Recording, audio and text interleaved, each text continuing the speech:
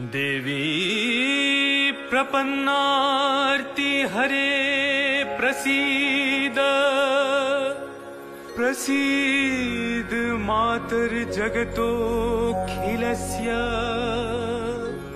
प्रसीद विश्वेश्वरी पाहि विश्वं त्वमीश्वरी देवी चराचरस्य।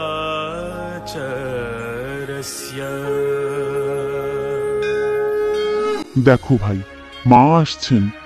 শরৎ এলে প্রকৃতি নিজে সেজে ওঠে মাকে বরণ করার জন্য। শিউলির গন্ধে ভরে ওঠে ভোর, কাশ ফুল দুলি ওঠে নদীর ধারে, নীল আকাশে ভেসে বেড়ায় সাদা মেঘ। এই সবই হলো মায়ের আগমনী বার্তা। সত্যিই ঠাকুর, মনে হচ্ছে মা যেন চারদিক থেকেই আমাদের ডাকছেন। হ্যাঁ বাবা, মা আসেন শুধু মন্দিরে নয়, আসেন ভক্তের হৃদয়ে। কিন্তু ঠাকুর, একটা কথা শুনেছি, দুর্গাপূজা নাকি আগে শরৎকালে হতো না, হতো বসন্তে। তবে এই শরৎকালে পূজা কবে থেকে শুরু হলো? ঠিকই শুনেছ, মা দুর্গার পূজা বসন্তেই প্রচলিত ছিল, কিন্তু একবার শরৎকালে প্রথম দেবীকে আহ্বান করেছিলেন ভগবান রামচন্দ্র। তাই একে বলে অকাল বোধন। অকাল বোধন মানে তাহলে অকালে দেবীকে ডাকা? হ্যাঁ, রাবণের সঙ্গে যুদ্ধের আগে রামচন্দ্র দেবীর আশীর্বাদ চাইতে শরৎকালে পূজা শুরু করলেন। তিনি শত নীল কমল দিয়ে পূজা করছিলেন। আর তারপর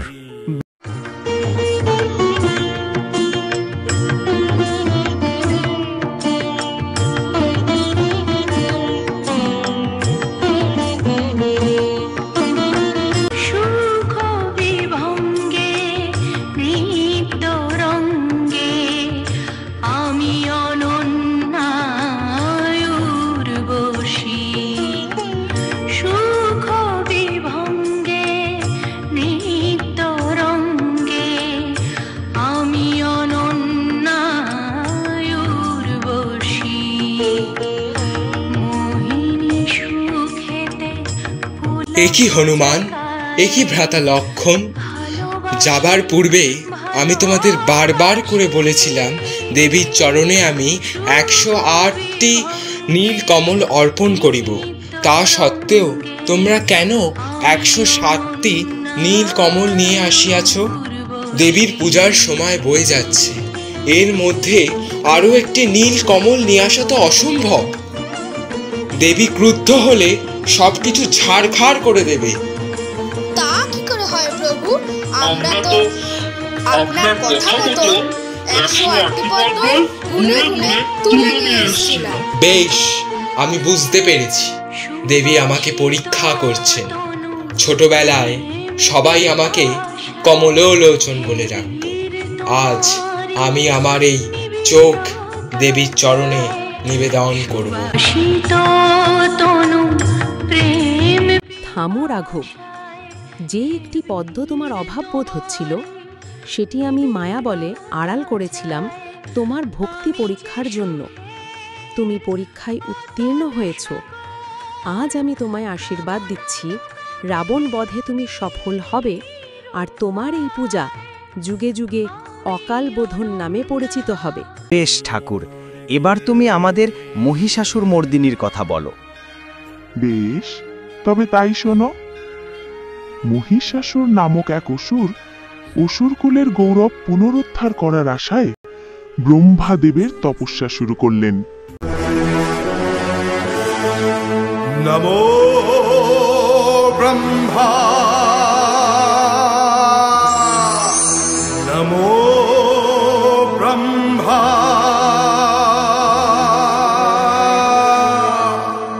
নমো ব্রহ্মা।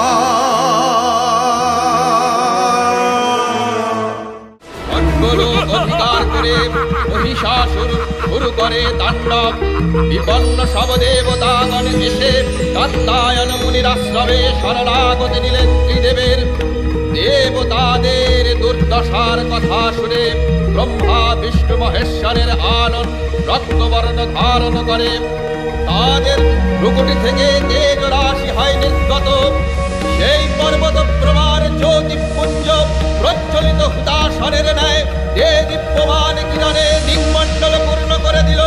সে মধ্যে থেকে আবির্ভূতা হলেন দেবী দশভুজা।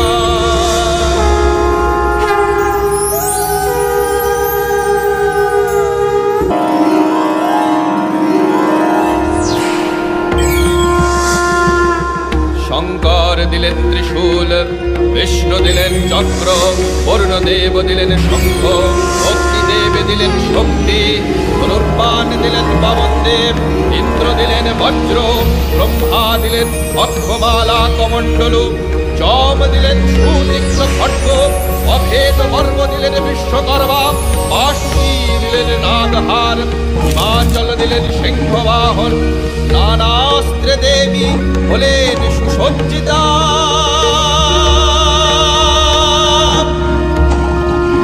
পর্বততুল্য জ্বলন্ত তেজ রাশি সমপ্রভায় দেবী নৌকা পরে ধেয়ে চললেন সমরক্ষেত্রে। অগ্নিদৃষ্টিতে দেবী খোঁজেন মদগর্বী অসুরের, আকাশ পথে অসুর আসে। মহিষাসুর প্রবল পরাক্রমে মহাগর্জনে আকাশ ব্যাপ্ত করে দেবীর অভিমুখে ধাবিত হলো। চতুর্দশ ভুবন কম্পিত করে অপরিমিত শক্তিতে অঙ্গজ্যোতিতে ত্রিভুবন আলোকিত করে খড়্গহস্তা দেবী পদার্পণ করলেন সমরাঙ্গনে অসুর নাশে।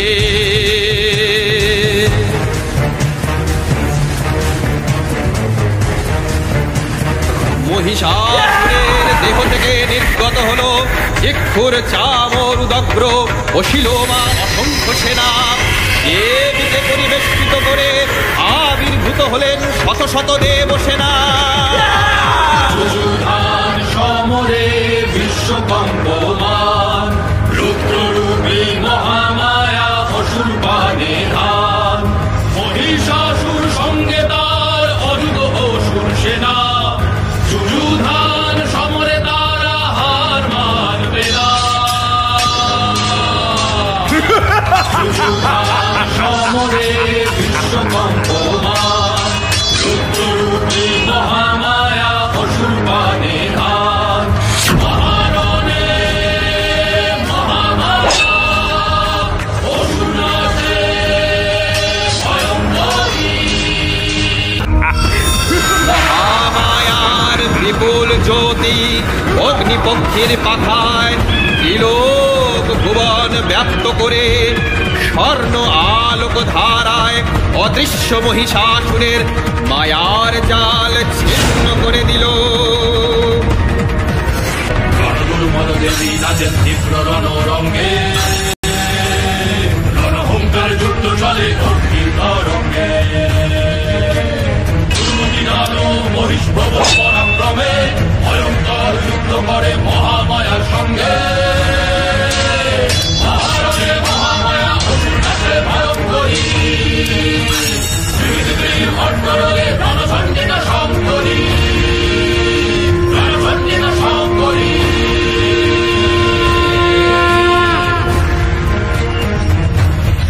ततत्कृत्वा जगन्माता चण्डिका पानवोत्तमम् पपौ पुनः पुनश्चैव जहासारुणलोचना। মহিষস্তিরূপে যুদ্ধে অবতীর্ণ, ক্রোধে উন্মত্তা দেবী হস্তিকে বধ করার জন্য অগ্নিরজ্জু পাশে দেন মারণ টান। প্রবল যুদ্ধ যুযুধান, প্রবল যুদ্ধ। মহারণে মহামায়া হস্তিবাদে ভয়ঙ্করী। রণচণ্ডিকা শঙ্করী, রণচণ্ডিকা শঙ্করী।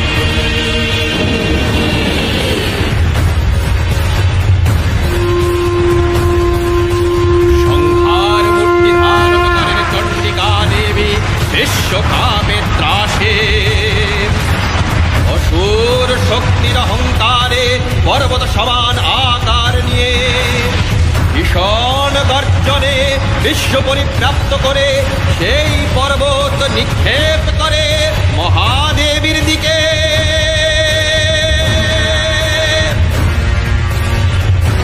ক্রুদ্ধা দেবী রণগদার আঘাতে চোরমার করে দেন সেই অহংকারের উচ্চ পর্বত, বলেন गर्ज गर्ज क्षणं मूढाम धूयावत् पिबाम्यहं मया त्वयि हतेत्रैव गर्जिष्यन्त्याशु देवताः।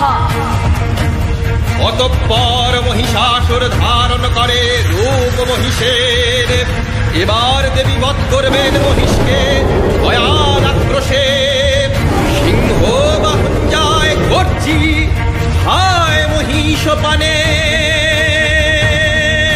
মহারণে মহামায়া অসুর নাচে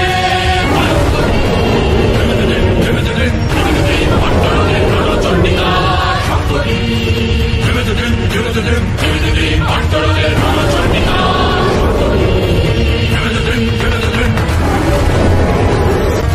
ক্রোধে প্রজ্বলিত হয়ে দেবী এবার মহিষাসুরকে সম্মুখরণে জানান আহ্বান। মহিষাসুর সবেগে আসে ছুটে উগ্রা দেবীর পানে। দেবী পদাঘাতে মহিষকে নিপাতিত করেন যুদ্ধক্ষেত্রে, বাম্বরের বৃদ্ধাঙ্গুষ্ঠ ধরেন চেপে। ত্রিশূলে বিদীর্ণ করেন মহিষাসুরের বক্ষদেশ। প্রাণের সাথে অন্ত হয় তার নিষ্ফল অহংকার। দেবী হন মহিষাসুর মর্দিনী।